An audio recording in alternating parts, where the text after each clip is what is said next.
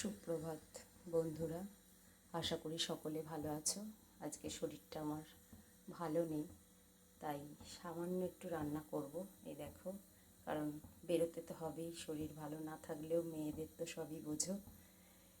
এই যে একটু ঢ্যাঁড়স ভাজা করব, আর এখানে কাতলা মাছ নুন হলুদ মাখানো আছে। এই যে পটল আলু দিয়ে রান্না করব। কড়াইতে তেল গরম করতে দিয়ে দিয়েছি, দেখতে থাকো।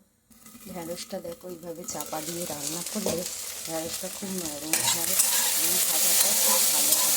অল্প তেলেতেই ভাজাটা হয়ে যায়। দেখো বন্ধুরা, ঢ্যাঁড়সটা আমার ভাজা হয়ে গেছে। আর এই দেখো, করলা আলু সিদ্ধ করা হয়ে গেছে। ডিমটা শাশুড়ি মায়ের জন্য, ওনাকে ডাক্তার রোজ একটা করে ডিম খেতে বলেছেন, শরীর অসুস্থ জানো। এবার গলায় গরম তেল করতে দিয়েছি, এবার মাছগুলো ভাজবো। দেখতে পাচ্ছ, গরম তেলে মাছগুলো দিয়ে দিয়েছি, ভাজা হচ্ছে। দেখো বন্ধুরা, মাছগুলো আমার সব ভাজা হয়ে গেছে। এবার পটলটায় নুন হলুদ মাখানো আছে, ভাজতে দিয়ে দেবো। দেখতে পাচ্ছ, করলা আলু সিদ্ধটা দেখো, সামান্য কাঁচা লঙ্কা নুন আর তেল দিয়ে আমি এবার মেখে নেব।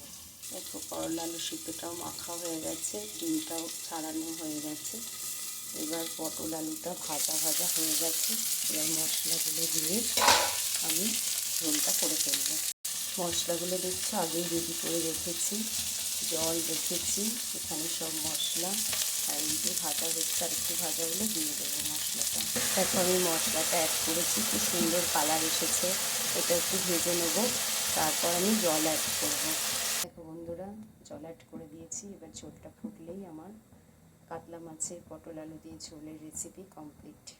দেখো বন্ধুরা, আমার ঝোলটা প্রায় কমপ্লিট, দেখতে পাচ্ছ।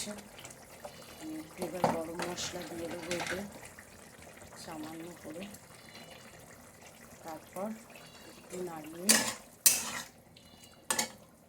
মাছ ভাজাগুলো দিয়ে দেবো। এখানে ভাত ফুটছে, দেখতে পাচ্ছ। মাছ ভাজাগুলো দিয়ে দিচ্ছি,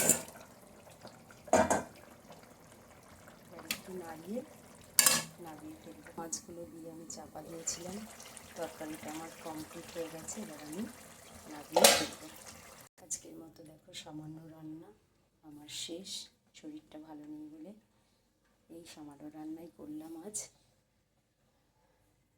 সবাই ভালো থাকবেন এই বলে আজকের ব্লগটি শেষ করলাম।